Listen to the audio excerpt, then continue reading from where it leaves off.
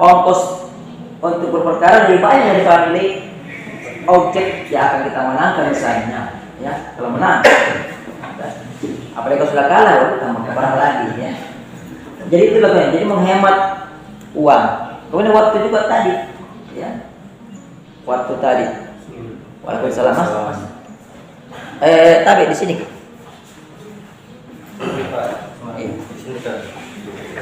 Dekat saja, tidak apa-apa.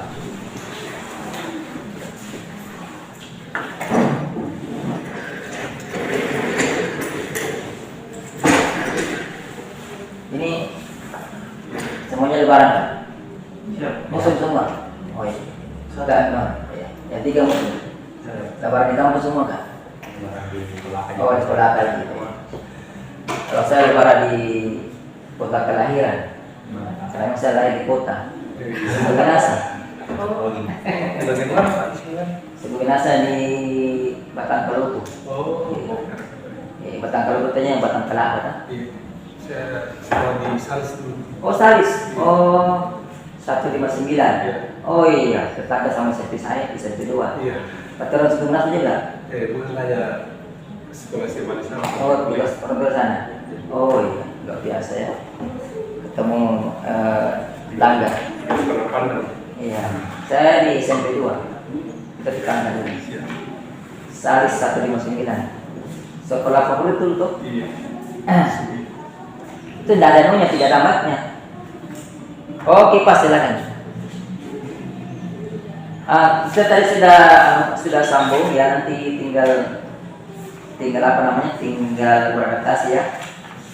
Nanti juga akan ada di Facebook saya, jadi silakan nanti saya diundang dicari hari itu bisa informasi.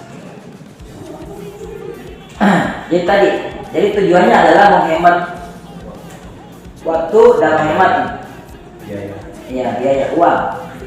Karena perperkara itu pasti uang. Memang sudah asasnya. Perperkara dikenakan biaya. Tidak ada perperkara gratis kecuali itu pengecualian negara menanggung. Nah, tidak mungkin semua negara menanggung. Hancurlah negara kita itu bertanggung sampai. Ya kan? Nah, tidak ada panitia yang mau mengirim surat panggilan itu secara gratis. Ya logikanya orang pergi jauh-jauh tidak ada uang, ada BBM, dia beli makannya, ya silakan. Dan banyak lagi nih, silakan cari tempat duduk yang strategis. Kalau bisa yang ini cari sorot oleh kamera biar juga masuk ya.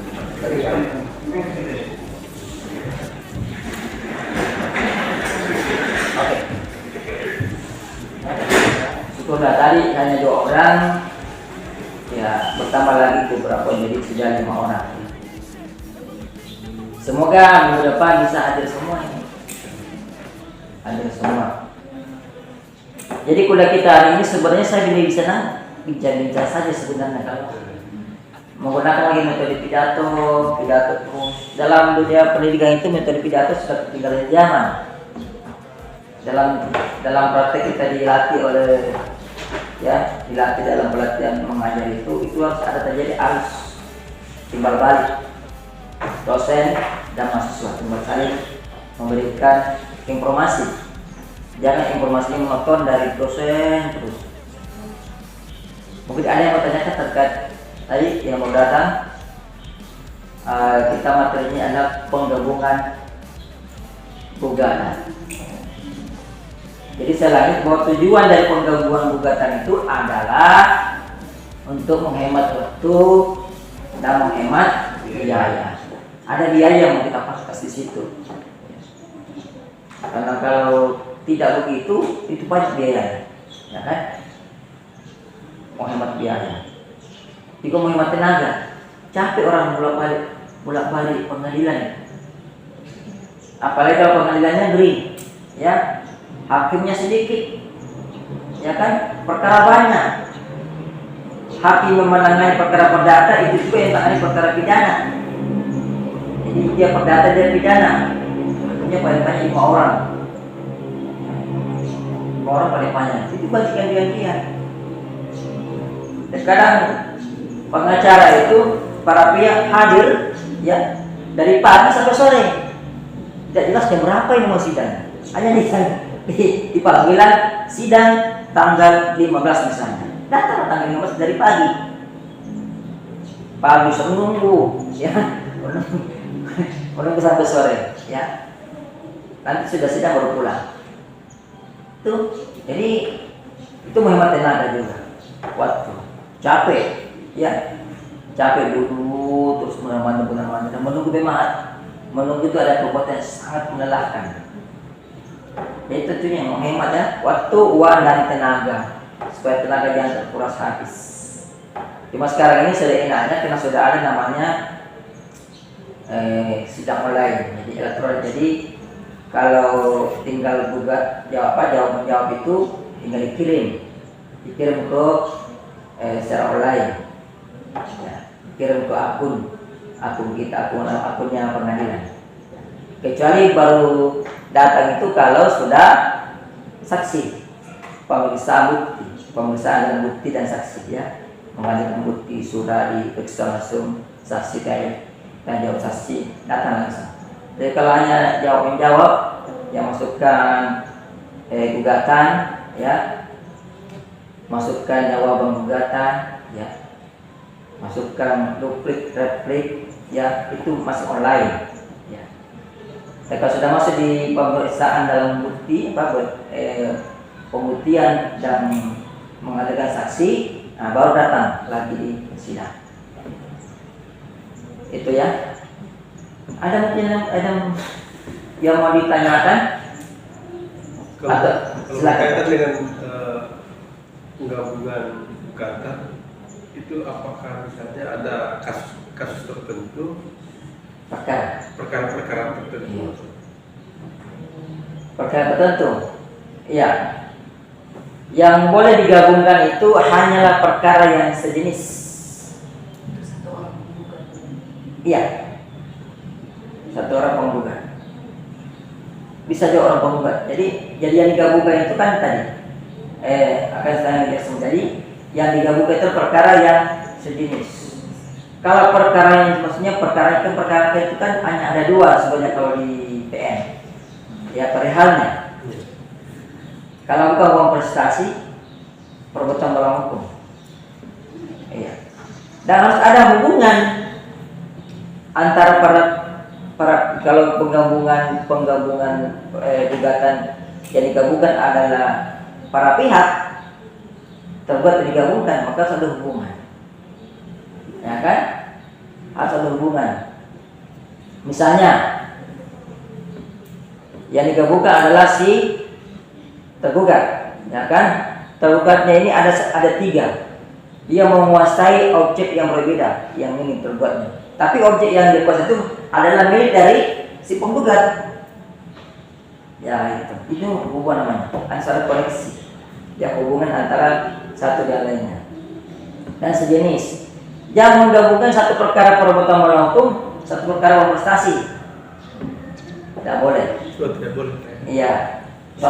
Satu masalah tanah, ya, sengketa perumahan, lahan perumahan. Satunya sengketa utang piutang, tidak boleh, ya, tidak ada hubungannya. Itu. Walaupun dengan satu tergugat, ya.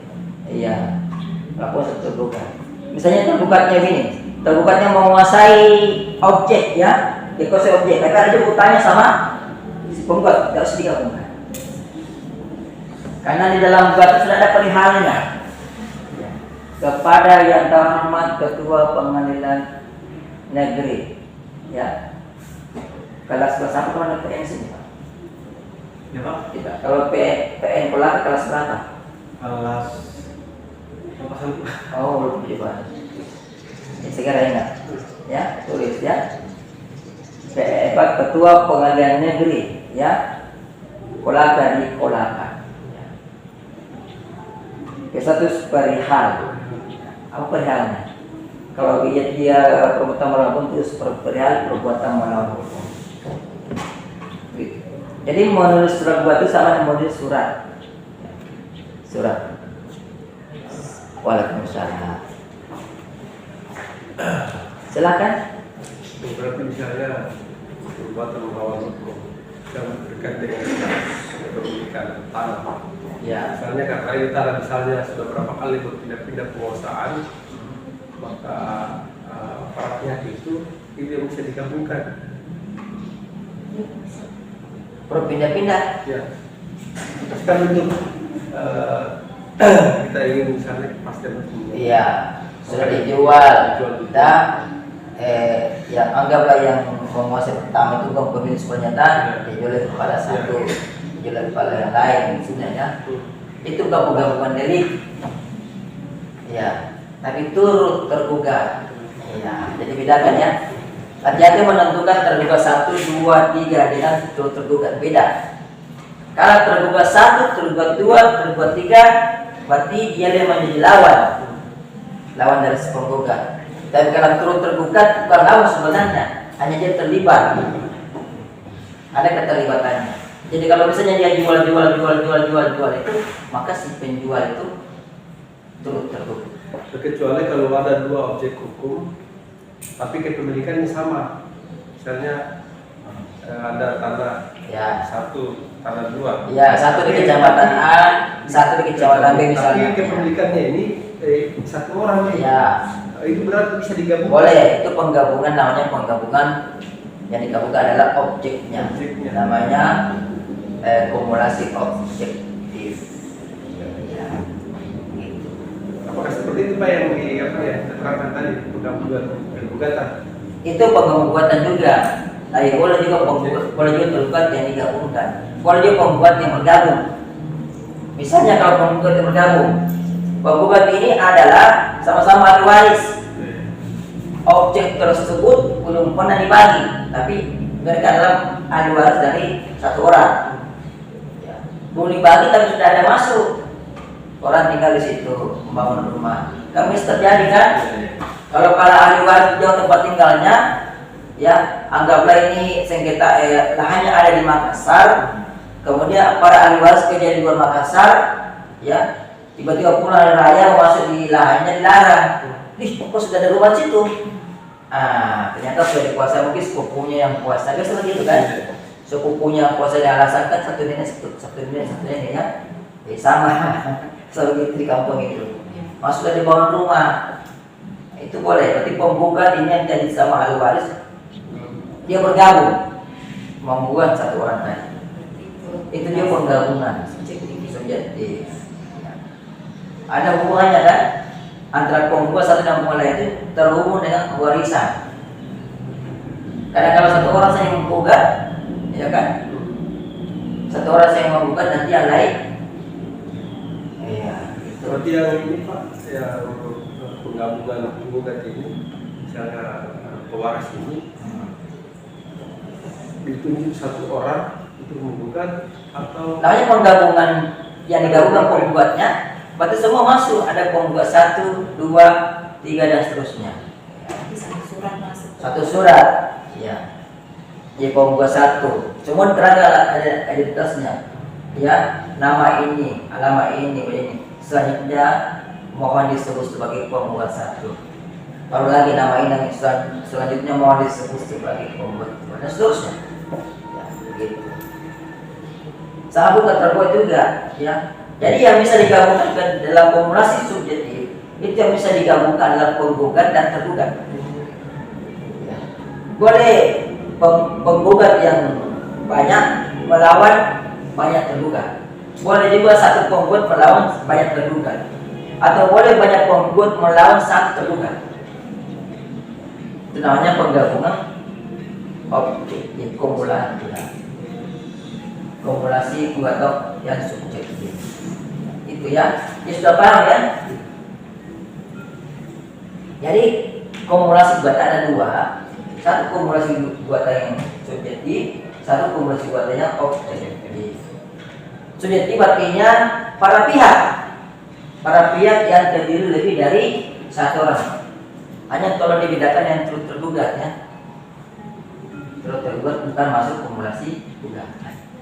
Misalnya kalau kita menggugat suatu perumahan, di atasnya ada sertifikat yang kita gugat, maka yang kita buat itu bukan hanya si pemilik sertifikat, tapi PPP bukan tergugat, turut tergugat. Karena keterlibatannya ada. Sama kalau yang punya sertifikat ini dia beli dari orang lain, maka si penjual itu kita ambil sebagai turut tergugat. Begitu. Jadi kalau tergugat, kan? Tergugat kalau sama-sama menguasai objek, ya atau sama-sama menjadi lawan dari si penggugat, itu tergugat. Halo? Iya, satu objek kalau misalnya di kayak sertifikat pembanding gitu Pak. Iya. Itu dia masuk akumulasi atau tergugat dia nanti. Kalau tumpang tindih, Iya. tumpang tindihnya berapa? Misalnya satu area, terus ada yang klaim saya pemilik, ada yang klaim juga saya pemilik. Oh, Nah, karena dia punya bukti, misalnya apa? ya. Itu tergugat 1 dan 2. Oh, tetap akumulasi. Iya. Karena sama-sama mengakui pemiliknya. Kalau tergugat tidak mengakui pemilik, dia tidak mengakui pemilik, dia terlibat. Saja. Dia terlibat di dalam terlibat di dalam perbuatan dari si tergugat. Dia bisa menjadi penyebabnya. Kalau pertanahan kan, dia penyebab. Dia kan dia terbitkan sertifikat, ya kan? Dia membuat sertifikat sehingga masuklah turut tergugat. Gitu. Nah, sebelum kita terlalu jauh, sudah ada yang paham apa itu penggugat dan tergugat secara umum pengertiannya. Kita harus sebutkan konsep ini. Apa yang maksud yang penggugat dan apa yang maksud yang tergugat? Kita sering mengucapkan, tapi kadang kita lupa sendiri. Supaya nanti kalau Anda membuat suatu gugatan dengan konsep ini, kita sudah bisa membuat gugatan yang benar.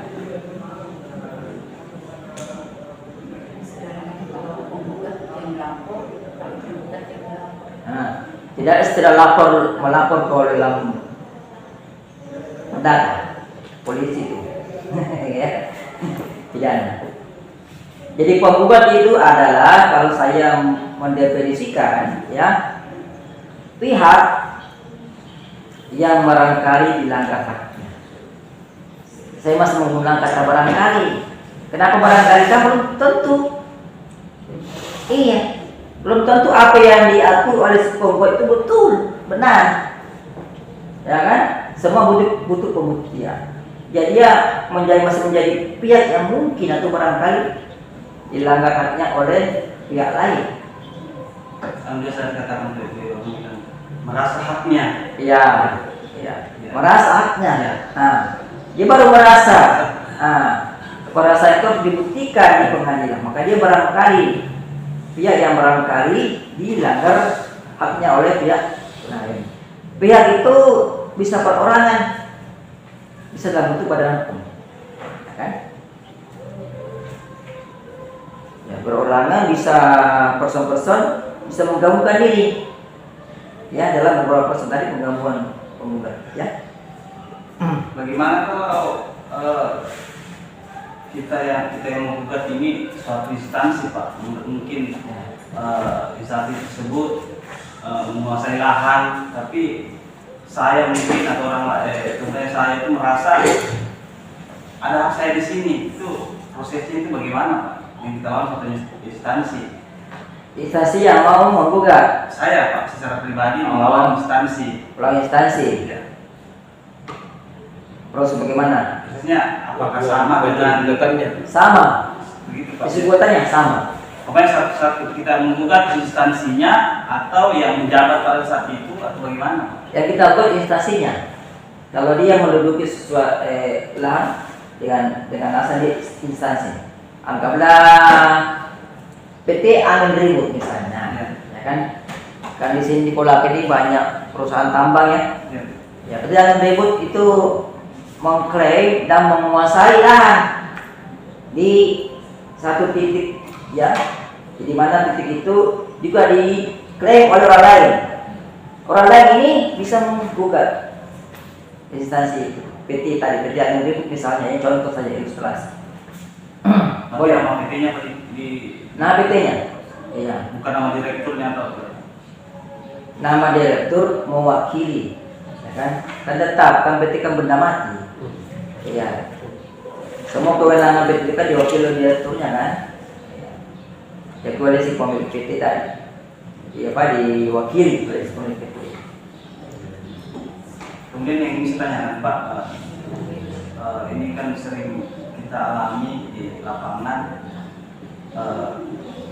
ada warga yang merasa haknya diambil oleh seseorang, tapi kita sudah akan bilang silakan kita gugat, karena setelah dimediasi tidak ada titik temu, silakan Pak, kalau memang kita punya merasa hak ada di situ, silakan kita sudah perdataan. Tapi yang jadi masalah di sini kadang orang yang membuat itu selalu berpikir tentang biaya. Iya. Karena pertanyaan saya di sini, apakah memang untuk melayangkan gugatan ke pengadilan itu harus wajib menggunakan lawyer atau tidak? Tidak wajib. Jadi kalau dalam perkara perdata itu tidak wajib didampingi oleh lawyer atau pengacara. Tidak wajib. Boleh ya mengajukan gugatan sendiri tanpa bantuan lawyer. Itu boleh. Bahkan gugatan boleh dilayangkan secara lisan. Jadi siapa berkepentingan dalam hal ini penggugat yang barangkali haknya dilanggar oleh pihak lain, ya itu boleh datang ke pengadilan dan menceritakan kepada ketua pengadilan masalahnya.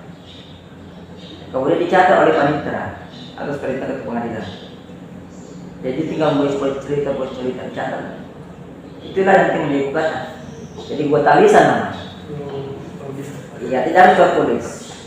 Hanya sekarang ya dibolehkan. Tapi gugatannya orang masyarakat sendiri yang buat Pak. Iya. Dikasih contoh atau bagaimana? Ya. Karena pernah saya mengantar teman itu, dia mendaftarkan gugatannya dulu. Di situ sudah Iya, didaftarkan. Kalau gugatan lisan dia langsung menghadap saja ke pengadilan. Boleh Pak. Boleh. Dia bicarakan apa masalahnya. Ya. Tapi butuh waktu mungkin ketemu Pak Ketua Pengadilan. Ya. Yang penting sukses. Ya itu teknis ya, teknis. Karena kita masuk dan dia bilang sudah ada lawyernya. Nah itu karena masyarakat sampai saat ini saya tidak tahu Pak, kalau saya orang dari Bapak bahwa boleh tidak menggunakan lawyer selama boleh. Saya ini Iya. pakai lawyer semua. Iya, lawyer itu tidak wajib. Tergantung. Jadi penggugat tidak wajib didampingi oleh lawyer atau pengacara atau advokat, ya kalau sekarang kita bilang advokat, ya. Tidak wajib. Hanya itu Pak, pada saat kita melapor apakah ada batas waktu laporan kita terproses atau memang ya tidak ada batas waktu oleh Mengajukan gugatan. Untuk mengajukan gugatan tidak ada masa expired. Maksudnya kalau lahan itu dikuasai berapa tahun ya? Tidak ada. Enggak Pak, maksudnya pada saat kita melapor gitu Pak, masukkan gugatan, ada tidak batas waktu pihak pengadilan untuk proses gitu. Kontennya karena kita nggak pakai lawyer, akhirnya dipimpong-pimpong jadinya, akhirnya dikasih lama-lama katanya dulu. Atau memang ada batas waktunya mereka supaya kita bisa menuntut kembali, maksudnya menuntut haknya kita. Kita ya, di dalam SEMA itu 6 bulan paling lama. Setelah pendaftaran. Iya. Dan belum ada kejadian itu tidak ada sidang, pasti sidang. Kalau kita sudah laporkan perkara, iya. Pasti sidang. Sudah melaporkan pendaftaran, sudah registrasi pendaftaran, dan sudah bayar, insya Allah sidang, ya kan? Karena dibatasi 6 bulan. Sidang, ada pemanggilan. Hanya saja kalau orang awam yang masuk gugatan karena tidak terbiasa membuat gugatan, mungkin ada kesalahan, maka dikembalikan. Ya. Sudah perbaiki gugatannya. Tapi itu disampaikan ke pelapor penggugatnya ya Pak. Disampaikan, ya. Disampaikan. Ya. Biasanya tidak disampaikan, dan biasanya itu masuk dalam jawaban tergugat. Dia lihat ada celah situ. Kalau ada celah, maka gugatan itu tadi diputuskan ya tidak dapat diterima. Kalau tidak dapat diterima, tidak minta gugat lagi. Berarti kayak NO begitu. Itu NO. Tidak memenuhi syarat. Iya. Tidak memenuhi syarat formil. Tapi kalau itu berarti ya kalau kita secara pribadi kalau di emo terus berarti pasti kita akan diarahkan nah lawyer Pak. Iya, kalau tidak bisa buat gugatan, tidak tahu buat gugatan pakai lawyer. Iya ini saksi. Tetapi kalau iya. Betul. Dan kalau mengambil jasa lawyer, maka klien harus jujur menyampaikan semua data. Iya, betul. Kalau ada data yang disembunyikan, kemungkinan lagi NO lagi. Karena lawyer saja biasa di NO. Iya, karena ada tercatat. Awam ini pasti Bukan karena lawyer yang tahu bikin gugatan, tapi karena data yang didukung oleh klien tidak lengkap. sempurna. Contoh tadi, tanah yang dia kuasa itu dia beli dari orang lain, itu tidak disebutkan beli dari mana Pak. Atau dia mau buat orang yang mengurus tanah itu yang mengurus tanah sudah bersertifikat, tapi ternyata si penguasa tadi itu yang mengurus lain dia juga beli dari orang lain. Ini tidak disampaikan datanya.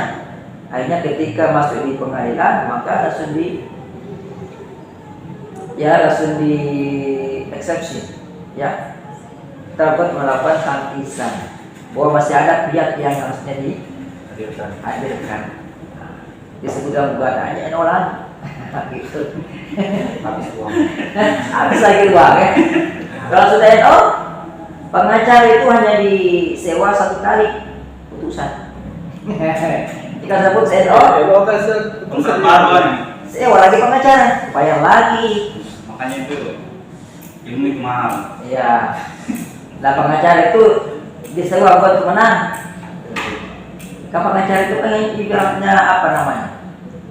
Perantara saja antara penggugat dengan pengadilan, bukan perantara untuk Perjuangan hak hukumnya. Iya.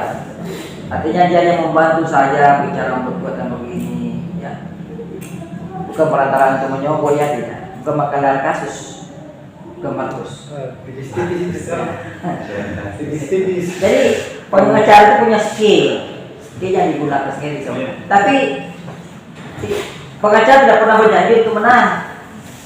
Oh bapak kayu kalau begini menang, saya menang itu pengacara. Oh berarti itu dilarang ya dalam kode etik. Kode etiknya advokat di Peradi itu dilarang menjanjikan kemenang kepada calon klien, dilarang. Nah, itu bisa dikenakan sanksi kalau terjadi. Nah, selama ini belum ada yang menjanjikan. Jadi sama yang dokter itu pengacara. Ada dokter menjanjikan kesembuhan, tidak ada toh. Hanya berupaya. Semoga cepat sembuh Pak. Ya berupaya saja. Jadi kasih resep apapun kalau sakit ya tidak ada masalah, tidak perlu dijanjikan. Iya, betul. Hanya berupaya. Sama pengacara, advokat juga sama. Ya, hanya diupayakan, berupaya. Yang membaca data-data seperti ini, ya diupayakan menang. Tapi jangan bisa menang, diupayakan. Itu pun jadi hanya kita pengacara itu di sini sebenarnya hanya adu data, adu dokumen. Siapa yang lebih banyak dokumen yang lebih kuat dokumen dia yang dimenangkan. Siapa yang lebih bagus argumentasi hukumnya, disertai dengan bukti-bukti dokumen dan saksi. Nah, dia lah yang menang. Gitu kan? Tuh, makanya data jangan dikasih sepotong kepada pengacaranya. Kasih semua. Ada pertanyaan? Lanjut tadi Pak yang gugatan ke instansi. Nah itu kan yang kita gugat pejabat tertingginya misalnya dalam hari ini Iya instansinya. Dirut mewakili instansinya. Ya. Nah kalau misalnya dalam perjalanan belum ada putusan ternyata dirutnya berganti itu, apakah gugatan masuk ulang? Tidak. Langsung berlanjut. Iya.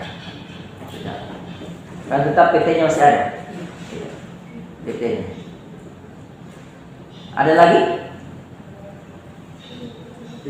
Maaf. Yang itu sih menurut saya tadi Pak, saya mau perjelas mungkin. Saya mau pertanyakan ke Bapak selaku dosen di sini tempat kami menimba ilmu. Dari pas kemarin tadi sudah menjelaskan pertanyaan bahwa lokasi itu objek itu sudah berpindah-pindah. Iya. Berpindah-pindah tangan. Sudah berkali-kali dijual ya. Itu pertanyaan saya, apakah di sini berpindah-pindah tangan? Apa ada dugaan saya dikatakan dengan penggelapan tanah? Karena itu sering terjadi di wilayah kami. Penggelapan tanah. Iya, karena dia lokasi ini harus pindah lagi. Jadi yang tergugat 1, 2, 3 tergugat pada semua. Ya dipindahkan ke lokasi kan? Ya Pak? Maksudnya lokasi yang pindah? Bukan Pak, pemegangnya menguasai. Jual toh? Jual. Dari dokumen-dokumen dia. Nah, kau beli ini akhirnya. Apakah ada dugaan tentang penggelapan tanah yang dipindah tangan? Kalau dugaan penggelapan tanah tidak masuk di bagian perdagang. Dan saya untuk ke pidananya Pak, apakah ada bisa dikatakan karena dia sudah menjual pindah akhirnya kalau setelah perdata kan ada turun tergugat yang musim pertama sampai terakhir pasti masuk dalam gugatan. Apakah pada saat berpindah tanah berpindah yang menguasai itu apakah bisa dikatakan sebagai orang yang melakukan penggelapan tanah? Penggelapan tanah. Yang mana maksud penggelapan tanah kan? Dia menjual tanpa alas hak kan? Iya. Nah itu maksudnya kan itu terjadi, tapi itu pidana. Iya. Bukan perdata. Tidak akan dibahas di perdata. Oh iya Pak, sebenarnya saya tanya kan sering terjadi.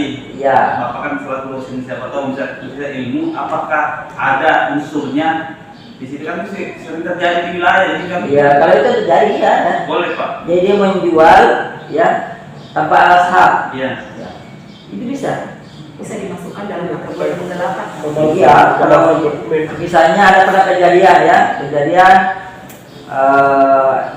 dia menjual tanah, dia ambil KTP-nya saudaranya. Ya. Ini di kejadian di PN ini ya, tidak itu. Tapi dasarnya sumber dari perdata. Iya. Jadi dia pinjam KTP saudaranya, yang punya tanah saudaranya. Dia pinjam KTP saudaranya dengan alasan dia minta tolong. Awalnya cuma dikasih untuk diagungkan saudaranya tanda tangan. Dipinjam KTP saudara. Dia bawalah ke notaris, ke PPAT. Dia bawa, itu kan dalam pembuatan akta jual beli kan butuh KTP. Itu KTP yang wajar. Ya, tidak tahu bagaimana ceritanya. PPAT membuat akta jual beli, lalu mau balik nama. Itu penggelap. Jadi namanya masuk dalam KTP masuk, yang datang ke masuk, segalanya masuk, memang masuk, saya tidak masuk di KTP. Ini penggelap. Nah itu kan ada kejadiannya, ya. Dipidana selama 2 tahun tidak saret. Nah, bukan saya kalau begitu yang punya hak di situ harus datang di pertanahan di depan yang mengaku. Dia mengaku. Dia mau KTP saya lah sobat masuk. Ini KTP saya. Oh, alhamdulillah. Saya tidak tahu bagaimana ceritanya. Apa PPT tidak mencocokkan wajah di KTP dengan wajah sebenarnya kan? Mungkin sama-sama gemuk. Atau bagus ya. Pada saat dikasih jadi bercerita ya tidak fokus dan tidak mencocokkan tanda tangannya kan? Harusnya begitu, cocokkan. Tapi nah itu jangan masuk ke arah sana ya. Itulah terjadi penggelap. Makasih Pak. Iya. Tapi kalau tadi itu orang terkadang menjual itu bentuk penggelap. Ya kan? Belum tentu bukan. Jadi biasanya kadang-kala tanah itu sudah dijual beberapa kali. Sementara yang tanah yang di penjualnya itu bukan pembelian sebenarnya. Ya betul Pak. Ya kan? Jadi lah Pak. Terjadi. Hanya pengakuan Pak. Setelah dijual, lucunya lagi muncul sertifikat. Nah ini lucu ya. Sementara si pemilik sebenarnya tidak tahu apa, tidak tahu kalau tanahnya itu sudah dijual berapa kali. Ya kan? Itu saja. Dia tadi mungkin awalnya ada penggelapan ya, tapi kalau tidak diusut jalan terus. Ya. Gitu. Sama kasus yang di Depas itu ya, Pasar. Ya. Apa ada mungkin 10 tahun baru selesai. Iya. Karena itu juga jual berkali-kali ya. Iya. Ya, pindah tangan memang dalam perkara perdata kalau lahan sudah dijual berkali-kali setengah mati susah Banyak yang turut tergugat, Pak. Banyak turut tergugat, tapi satu saja tidak diambil sebagai turut tergugat, maka pasti NO. Yakin NO. Kalau sudah meninggal Pak, Ya. di antara beberapa yang pernah membeli itu sudah meninggal. Yang sedang yang menjual Iya. sudah meninggal. Karena saya kalau sudah meninggal itu hakim bisa mempertimbangkan. Sudah juga. Tidak mungkin mau ditanya dalam kubur. Jelasnya karena itu kan akan mengalami kesulitan di dalam hal pembuktian. Iya. Apalagi kalau dia yang memang yang pertama itu. Iya. Sudah mati ya. Mereka orang pembuka penjualan. Makanya sangat sulit ya, kalau sudah sering berpindah-pindah, ya itu kalau sudah sangat rumit itu. Sama Itu butuh tersendiri. Ada trik pengacara tersendiri. kemarin kan orang tuanya begitu Itu rahasia. Iya. Lokasinya dia beli sudah ada sertifikat ternyata yang sudah menjual pada saat itu meninggal. Datanglah orang yang itu tanah, Iya. datang mau marah-marah kan, kenapa begini? Tidak bayar, saya mau dia miliknya katanya mau ditanya yang itu betul betul harus sudah meninggal. Padahal saya tadi bilang Hah? ada Ada satu ini. Saya Itu trik, tapi belajar. rahasia. Boleh dibagi. Itu senjatanya pengacara. Ya. Nggak bisa dibilang. Ya. Saya lagi kembali saya. Nanti kita jadi pengacara lah baru bisa tahu sendiri. Ya kan? Jadi ada beberapa pulang-pulang bisa ditempuh, tapi belum tentu berhasil. Dan kalau pulang-pulang dalam arti yang negatif ya tetap di ranah hukum. Oh, berarti kalau kan biasa terjadi juga begitu Pak, yang dia mau permasalahkan lokasi itu yang meninggal. Iya. Saya suruh perasaan mungkin saja Pak, desa buka atau meninggal. Makanya diminta nanti. Makanya apa kan? Ke pengacara saja, karena ada triknya tersendiri. Kan yang perlu dibuktikan itu adalah apakah ini betul tanah ini dibeli dari si Ano pas sudah meninggal. Ya kan? Itu perlu dibuktikan di sidang. Nah kalau sudah meninggal bukan cara membuktikannya. Apa mungkin Romati disuruh bangun lagi? Bilang. Saksi-saksi saya yang kuat. Ya kan? Saksi-saksi. Salah satunya itu. Saksi pemerintah. Iya. Dia harus ada bukti tertulisnya gitu. Kamu sudah tulis ada ya kalau makanya si tergugat itu harus membuktikan dia beli dari sini. Kalau terkadang saat kita berkata meninggal tidak ada saksi, jangan sampai kita bawa hadirkan saksi yang hanya beberapa kalimat yang dia tahu. Ketika dia tidak tahu, ketika dia tidak tahu. Itu juga ada yang punya itu. Selesai itu. Ada juga saksi namanya. Kalau tidak tahu, tidak lihat, tidak tahu harus. Oke,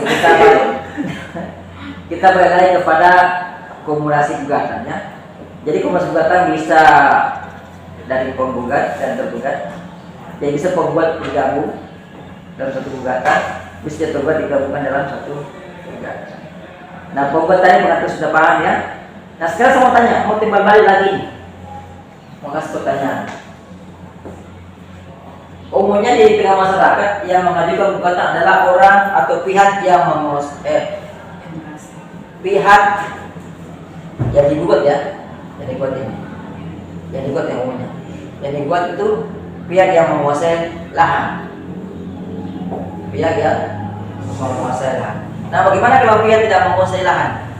Ya, bagaimana kalau pihak orang atau pihak itu dia tidak menguasai lahan? Apa boleh digugat? Apakah boleh digugat? Cuma lahannya Karena umumnya begini, ya di masyarakat kita ya, yang tergugat itu adalah Menguasai lahan. pihak yang menguasai lahan. Dia sudah masuk di sebuah rumah, sudah mencangkum mesti bertanam tak, sudah bercocok tanam, sudah tanam ubi, pisang, dia sudah pagari. Ya, orang pemilik sebenarnya yang kemungkinan pemilik sebenarnya masuk bawa rumah di daerah, ada rumah saya di sini, ada kebun saya di sini, punya saya. Nah, pertanyaan saya balik, kalau pihak atau orang tertentu tidak mau menguasai lahan di situ, apa dia boleh digugat? Bisa dia masuk ke Boleh. Bukan tergugat dia, tergugat. Boleh nggak dia tergugat? berarti lahan ini Pak, lahannya itu penggugat yang menguasai, tapi ada yang tergugat lebih mengaku lahannya juga. Bisa jadi lebih dari satu tergugat, cuman yang menguasai lahan ada satu orang kan Pak misalnya. Saya contoh satu tugas saja. Satu tergugat boleh nggak digugat?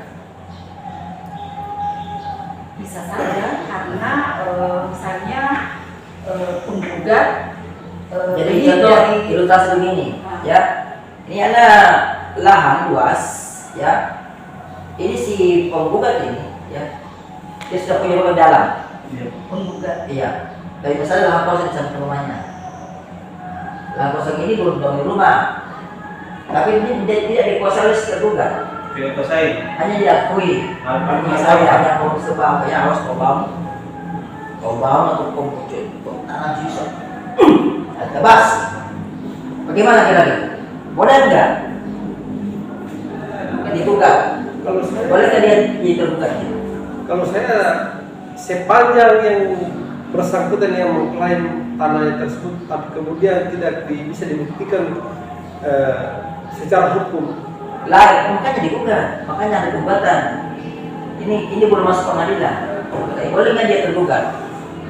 Tapi dia tidak menguasai lahan. Tidak mau kesalahan. Dia hanya bertetangga dari tetangganya. Lahan itu ada di dekat si penggugat atau yang mungkin jauh, tapi jadi lahan ini ya Masih kosong. ya bisa masih kosong, bisa juga dikuasai oleh si Tapi si penggugat bisa juga dikuasai si penggugat. punya alas hak. Lain cerita itu, ini belum masuk pengadilan. Penggugat yang menguasai lahan Pak. Iya, Penggugat yang menguasai lahan. iya. Bisa saja kalau tergugat yang tidak menguasai lahan mengklaim bahwa itu tanahnya. Iya, mengklaim. Hanya mengklaim saja. Mengklaim, iya, dan tergugat ya bisa saja sih Pak, kalau dia. Kalau saya Pak, bisa. Apa dasar pertimbangannya? Hanya mengklaim tidak cukup. Itu tanah punya saya, nah jangan ngomong situ kan. Saya juga ngomong.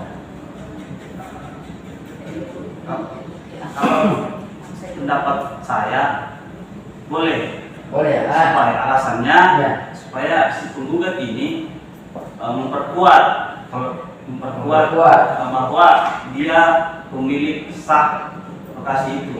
Tidak cukup. Masih. Apalagi? Kalau saya Pak, boleh. Kenapa kemudian kita masukkan dia sebagai tergugat meskipun dia tidak secara fisik dia tidak menguasai? Iya, tidak kuasai. Paling tidak kita bisa memastikan kepastian hukumnya. Pas ada utang saya memperkuat. Ya, memperkuat. Iya. Kemudian yang kedua, supaya jelas status hukumnya di tanah. Jelas hukumnya. Ya. Iya. Karena kalau pemahaman saya Pak, pemahaman Jadi saya soal memperkuat dan memperjelas. kalau pemahaman saya Pak mengatakan tadi bisa termasuk tergugat, berarti itu sudah masuk ke tahap proses keperdataan. Iya, perdata memang. Berarti sudah masuk ke pengadilan. Pertanyaannya boleh nggak jadi masuk tergugat dia? Boleh Pak. Boleh. Dasarnya kita cari. Bukan dasar hukumnya, tapi logika ya. Argumentasi hukumnya bagaimana? Argumentasinya. Karena ada pengakuan, Ada pengakuan dia Saya tergugat. dari tergugat. Kalau dia punya hak di situ. Persoalan nanti seperti apa pembuktiannya nanti di pengadilan. Pengadilan. Udah hanya mengaku saya, tapi hanya mengaku saja toh gitu. Ya. Itu punya saya ya, yang bangun situ. Ya. Itu yang terjadi di lapangan atau begitu. Iya. Orang mengaku saja itu sudah dikatakan sengketa. Iya. Sengketa karena 2 orang atau 3 orang atau 4 kadang mengakui satu objek. Bukan dari singgah mengaku, tapi diterbitkan ada. Iya. Ada kekuatan orang kuat ulama juga mengaku. Iya. Kalau ulama mengaku, tapi harus bisa diaku tahu. Kadang dia bilang Yang kita mengaku ngaku. dan ada bukti. Ada kelapa. Misalnya, Pak. Nah, itu kan orang zaman Belanda kan ada kelapa, ada Jadi saya itulah penting kita memahami apa yang dimaksud dengan penggugat. Pengertian penggugat dulu. Tadi saya sudah jelaskan bahwa penggugat adalah pihak yang barangkali dilanggar haknya. Iya.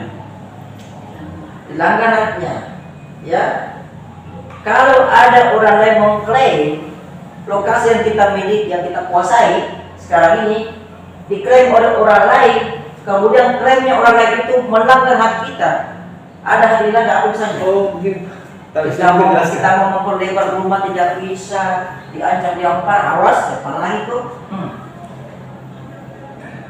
Tadi ada dalam hukum. Ada kita itu menghalang-halangi haknya orang. Karena si penguasa lahan tadi itu dihalangi hanya untuk memperlebar lahannya, untuk membangun sesuatu di atas lahannya, untuk menciptakan atas lahannya. Padahal sudah menjadi itu argumentasinya. Tapi itu bukan dalam pelanggaran. Dilanggar haknya Dilanggar hak. oleh pihak lain. Mana betul pelanggarannya? Dihalang-halangi tadi. Masuk belum maksud.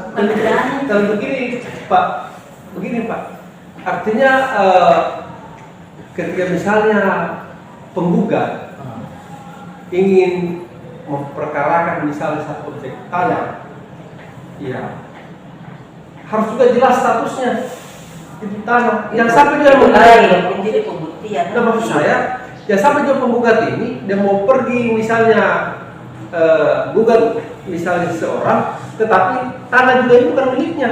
Itu lain soal. Ini kan dia melanggar hak dan melarangnya. Ini kan barangkali.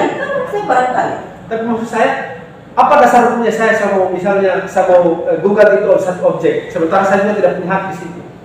Apanya? Maksudnya pas kemarin begini Pak Unis, jadi berani maju karena kita harus punya kekuatan. Jadi kan saya punya lahan perumahan Ya. dan status hukumnya tanah ini sudah ada surat sertifikat hak milik saya. Ya. Kemudian di rumah saya ada tanah kosong. Ya. Nah, saya mau misalnya gugat ini karena ada orang berkelahi. Iya. Nah, pertanyaannya apa dasar hukum saya mau Masukkan gugatan. masukkan gugatan? Apa? Hak saya